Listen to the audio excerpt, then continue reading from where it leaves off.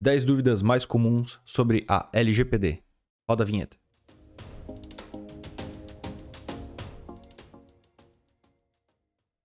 Bom, a LGPD já está aí, todo mundo já sabe, tem que fazer adequação, precisa fazer todo o tratamento dos dados. Tem uma lista de itens que você precisa fazer para manter a sua empresa adequada dentro dos padrões que a lei exige.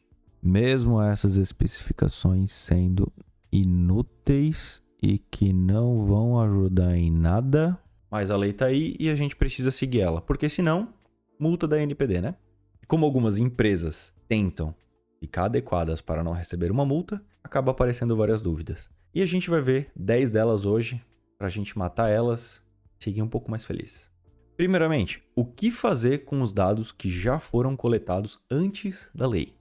Os dados que foram coletados antes da lei, eles precisam ser analisados. Você vai juntar todos os dados dentro de cada situação, dentro de cada contexto e vai analisar eles. Você precisa saber para que eles servem, de onde eles vieram, qual a sua finalidade, qual a sua base legal.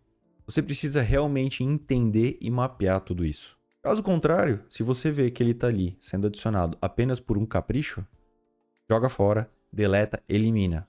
Não tem desculpa, não tem discussão. Porém, todos aqueles outros dados que são realmente necessários, você precisa fazer a adequação deles. Você precisa ter política de privacidade, você precisa saber qual é a finalidade, tempo de tratamento, precisa verificar se precisa pedir consentimento ou não, precisa identificar qual é a base legal, entre várias outras coisas. A LGPD trata de dados apenas coletados pela internet? Não. Se você viu, se você escreveu, se você pensou no dado, você já está fazendo o tratamento dele.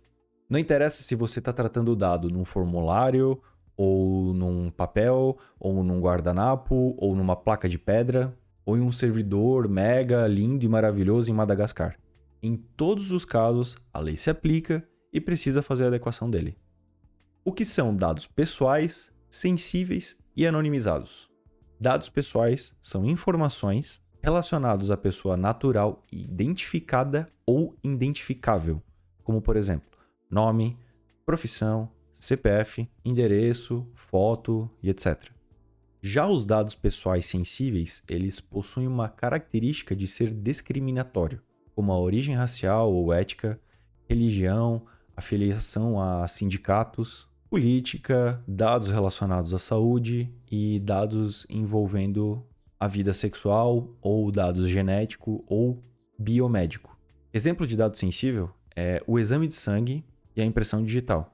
O exame de sangue ele pode trazer várias informações de problemas de saúde ou de complicações de saúde daquela pessoa, e a impressão digital é a própria assinatura da pessoa a partir daquilo que ela é. Então, aquilo é uma identificação única. Dados anonimizados são informações que não podem identificar um titular. Claro que isso vai levar em consideração toda a situação, contexto e os meios técnicos que você possui naquele momento para tentar descobrir ou reverter ou adivinhar os dados pessoais. Pegando um exemplo, se você pega um dado pessoal e transforma ele em base 64, isso não é uma anonimização. Pode ser uma anonimização para quem vê e não consegue fazer o cálculo para reverter ele. As pessoas menos instruídas, vamos dizer assim, vai ver esse monte de letras e caracteres e números e vai dizer assim, ok, está anonimizado. Mas isso não é anonimização, porque a gente sabe que é fácil reverter isso. Jogando mesmo na internet, você consegue encontrar vários decodificadores de base 64, então você consegue reverter isso. Então isso não é considerado uma anonimização. E caso você queira saber um pouco mais sobre canonização, que influencia muito nessa questão de anonimizar o dado, você pode ver o nosso vídeo aqui do canal, que vai te explicar muito bem o que é uma anonimização e uma canonização. E o que é tratamento de dados? Esse é um dos itens mais discutido pela galera, porque na lei ela traz várias e várias definições, uma lista enorme de várias e várias palavras.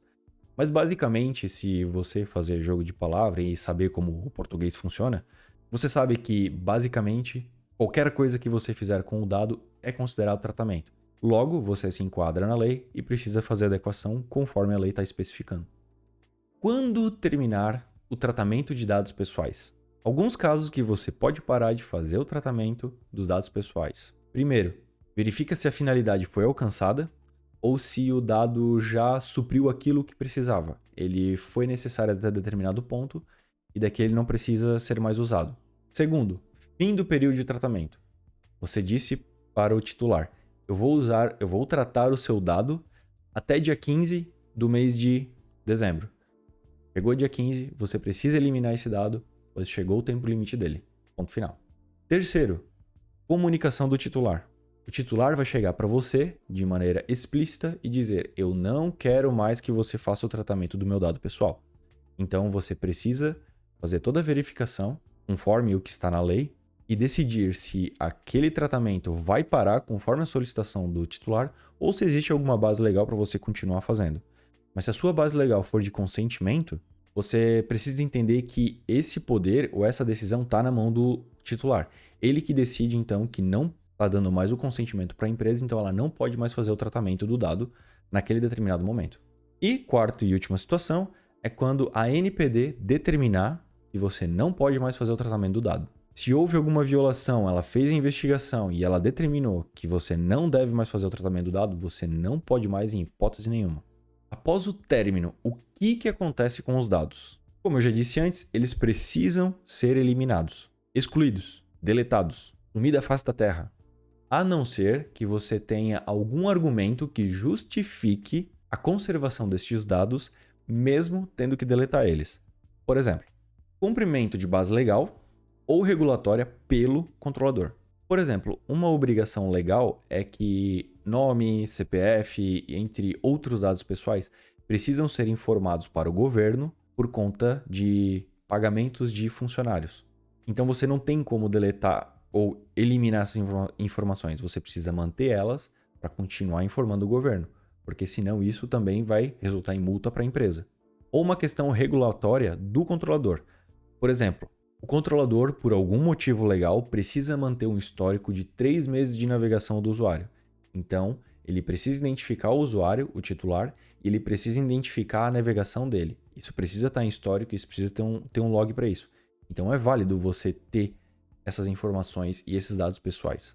Outro caso é o estudo por órgãos de pesquisa. Eles podem manter o tratamento desses dados desde que eles apliquem uma anonimização decente em cima desses dados pessoais. Outro exemplo é a transferência dos dados para um terceiro. Por algum motivo, você precisa manter esses dados, você não pode eliminar eles da sua base, por conta de uma requisição de terceiro que faz o tratamento desses dados que estão dispostos nesta lei. Então, como eu já especifiquei antes, a empresa, por lei, ela precisa passar vários dados pessoais do funcionário para o governo. Então, o governo, nesse caso, é um terceiro. Então, ela não pode deletar e eliminar esses dados. E o último exemplo seria caso exclusivo de uso do controlador, desde que o acesso por terceiro seja vedado e que os dados também sejam devidamente anonimizados. Quais dados pessoais são mais coletados pelas empresas? Eu vou colocar a lista desses dados aqui na tela para você, aí você pausa o vídeo e vê eles. Eu não vou falar cada um aqui, porque senão eu vou te encher o saco. Outra dúvida, nenhum dado pessoal poderá ser compartilhado? A lei ela não vem para proibir o compartilhamento de dados. Não é essa a função dela, não é o objetivo dela. Mas dentro do assunto de compartilhamento, você precisa entender que você precisa fazer isso conforme a lei está especificando, que é ter transparência e ser honesto com o seu titular. Você precisa informar o titular desse compartilhamento. Para onde vai? Quanto tempo vai ficar compartilhado? Como que vai ser acessado isso?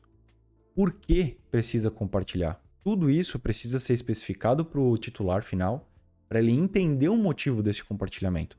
A LGPD não proíbe o compartilhamento, mas ela dá mais controle, mais poder para o titular, para ele poder exigir esse tipo de informação das empresas. E a lei, ela tenta fazer com que as empresas tratem e compartilhem os dados pessoais do titular de uma maneira mais transparente, controlada e segura. Por isso que eu falei que ela tenta, não que ela faz. Quem faz é a empresa. A lei ela só tenta aplicar isso para as empresas. Qual é a forma correta para conseguir o consentimento para coletar os dados pessoais do titular? Se você for ler a lei, você vai identificar um conjunto de palavras, sendo elas de modo livre, informado e inequívoco. O que isso significa? Em outras palavras, a empresa precisa ser totalmente transparente com o titular. Ela tem que demonstrar qual a finalidade da coleta daquele dado. A lei, ela nem detalha e nem especifica como a empresa deve fazer isso.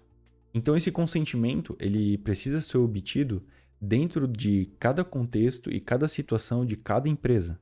E uma informação adicional: política de privacidade não serve como um documento para você usar como consentimento o seu titular. Mas você precisa ter um documento específico para isso, onde o titular, de forma livre, informada, inequívoca, demonstre a sua vontade quanto ao fornecimento dos dados pessoais dele. O que significa termo de uso, política de privacidade, termos de consentimento e termos de consentimento específico.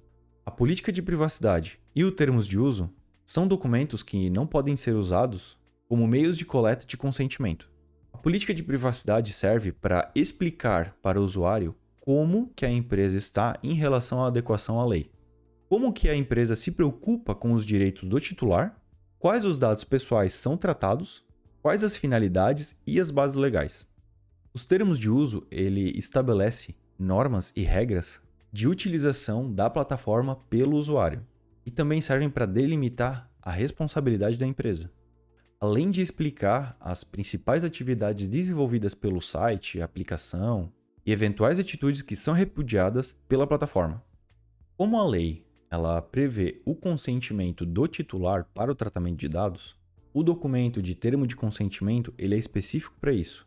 Esse documento serve para que o titular, de maneira livre, informada e inequívoca, forneça o consentimento para o tratamento de dados dele para a empresa. Então, digamos que seja como um contrato onde o titular assina, concordando ou discordando do tratamento de dados ou de tratamento de determinados dados dentro daquele contexto, daquela situação específica. Já o termo de consentimento específico, ele serve mais para o objetivo de compartilhamento dos dados com terceiros, a transferência internacional de dados e o tratamento de dados pessoais sensíveis, assim como também o tratamento de dados pessoais de crianças e adolescentes. Agora matamos mais algumas dúvidas sobre a LGPD. Mas sabe o que você pode fazer? Matar o like aqui embaixo. Puta que pariu, que horrível. Assim você ajuda o canal a crescer e eu sei que esse vídeo foi útil para você. Compartilhe esse vídeo aqui com aquele seu amigo que também tem dúvida. Não se esquece de se inscrever aqui no canal para acompanhar os próximos vídeos que forem lançados e te vejo na próxima.